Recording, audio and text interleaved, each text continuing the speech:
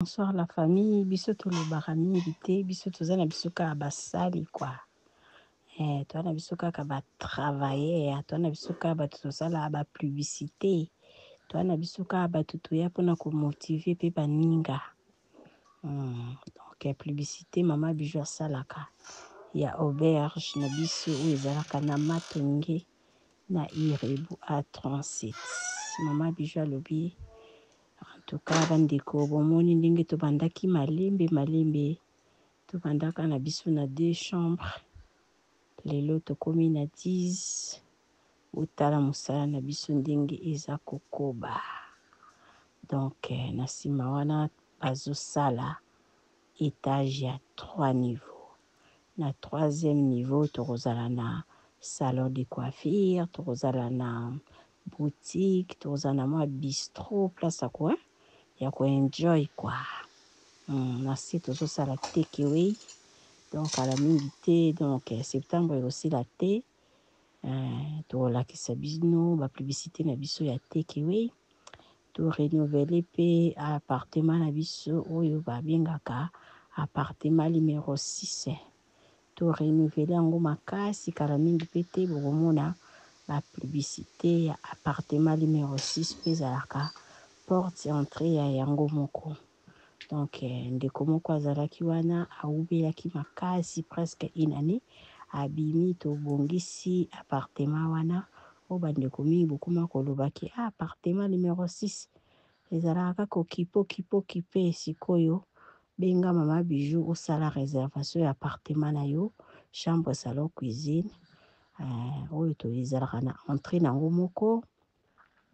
Donc eza na premier niveau, eza na balcon kala mingi te bomona ba publicité na yango ndenge to renouveler yango. To renouveler yango vraiment na nyonso na bakiti mbetu tout. Donc kala mingi te bozomona ba publicité ya appartement numéro 6. Oyo toyeka kaka totiela bino otala ndenge mosala na biso ezotambola ezokende wow. Donc tosali ndako ya 3 niveaux na nsima. Merci beaucoup bandeko bobenga bosala ba réservation ya ba appartement na bino ya ba chambre na bino oya ba $15 bokozala jamais déçu biso nde mosala yango yo.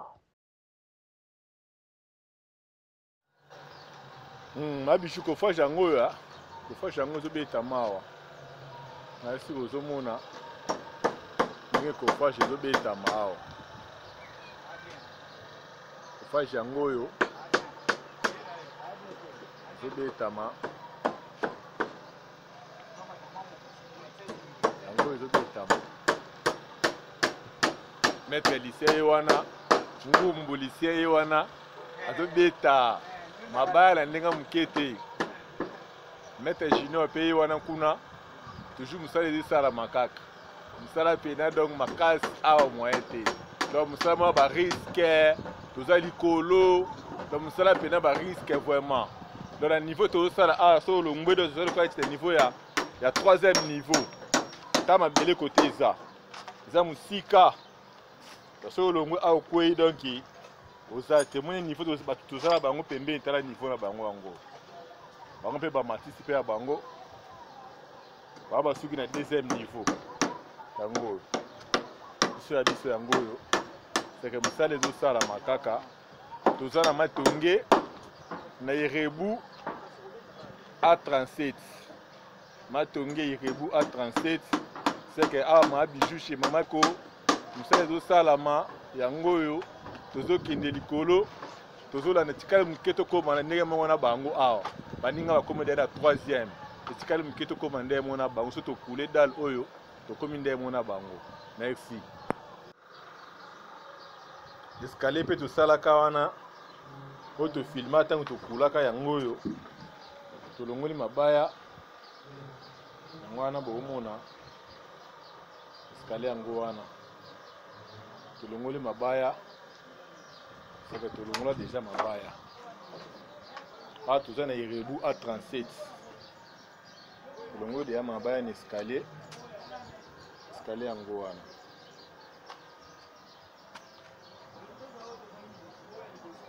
escalier yango oyo Zomata muke muke. Et c'est comme ça les apena a vraiment. Ça les a makasi a. Ko frage penande a zo salama. A mettre bango wana. Ba sa misala pa mama bijou.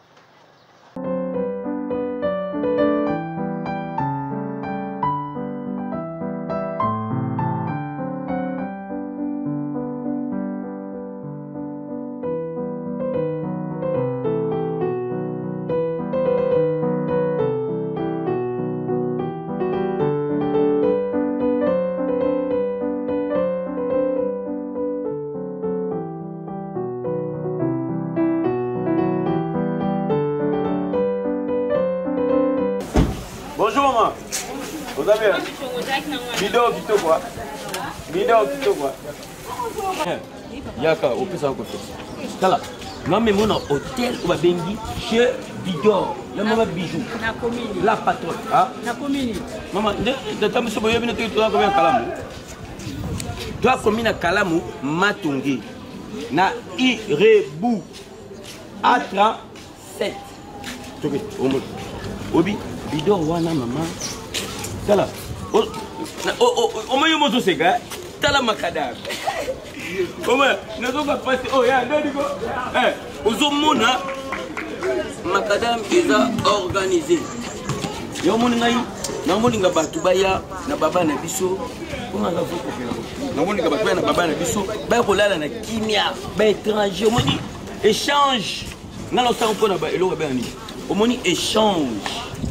Ya ba culture et fungo la baba. Mais ce qu'on a bijou, on a bidon, tu peux les boyer et pas d'autres.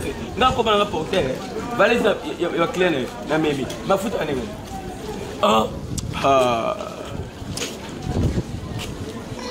Maman, so continue à faire dans le super. Mais c'est moins cher.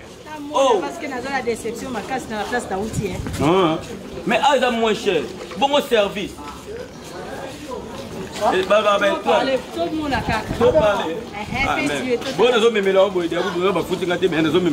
Trop parlé, trop parlé, PD, gardez. Merci maman.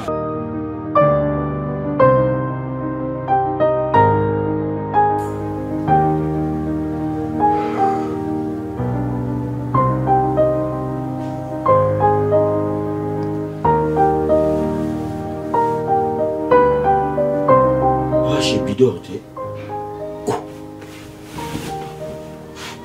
Ngapi na kumula na chez Bidor. Yo no kingite. No capacité. Waouh. Quelles conditions. Mais moins cher. Bidor. Toujours 5 sur 5.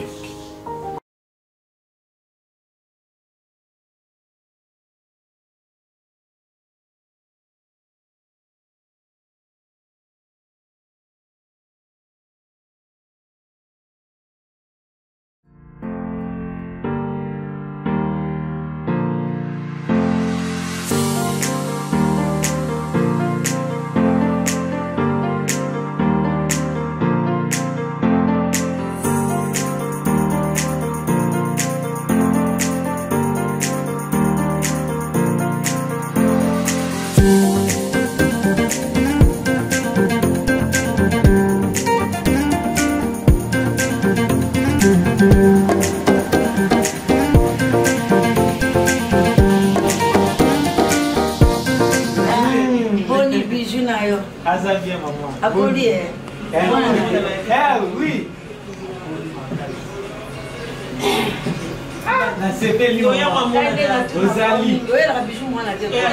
Mais dimanche, dimanche obligatoire. Il faut bailler.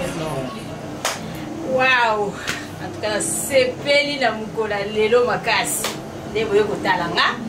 Ngamoko mama bijou boyo karana sako. Bijou d'or. Ah, tout ça na auberge. Auberge na pisa na matonge kande na yebi sarabino. Na yebi sarabino na lobike, tout ça na ba chambre moins chère. Chambre na za eza chambre $15. kati ya chambre na biso toza na climatiseur, toza na télévision, toza na frigo, douche, debout ya propre. Toza ba ventilateur au cas où pourrait jeter. Toza na ventilateur. À part chambre à $15, toza na appartement, chambre, salon, cuisine eza na se. Toza na appartement pay à $20, il y a $15 au Bomoni, il y a $20 et puis il y a $35. On a un restaurant. La carte auberge na biso toza na boutique. La carte auberge na biso donc toza na nyonso. Oye na yo congé na ki, obosani parfum awiza. Oye congé na ki, olingo lia, biloko ba africain balamba. Donc toza vraiment na tout service des akitoko, toza na problème ya maïté, toza na problème ya couranté. Mama bijou lobi bo pesa nga confiance ka ni mo pesa. Boza na jamais déci parce que awa nyonso ça. Chez Bidor. Ngai maman Nadine, gérante. Tozo yamba bato ebele bisika bazouta bamboka bipai na bipai bazoya esika oyo na flat na biso na Irebuma Tonge A37.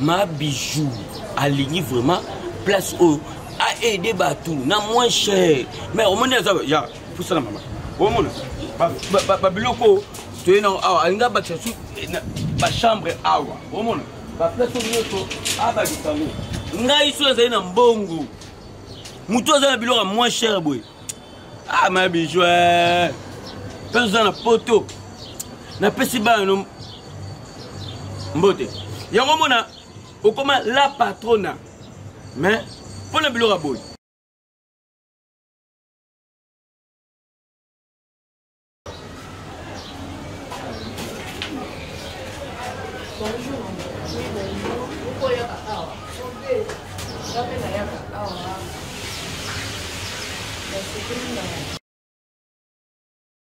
ba service est équipé ah on a zo mona ba batadi badra bazwa nini mais ah ne so boy na pesa idemo asa la singe linge naturel ambachika elo mwa mulai e kasabila.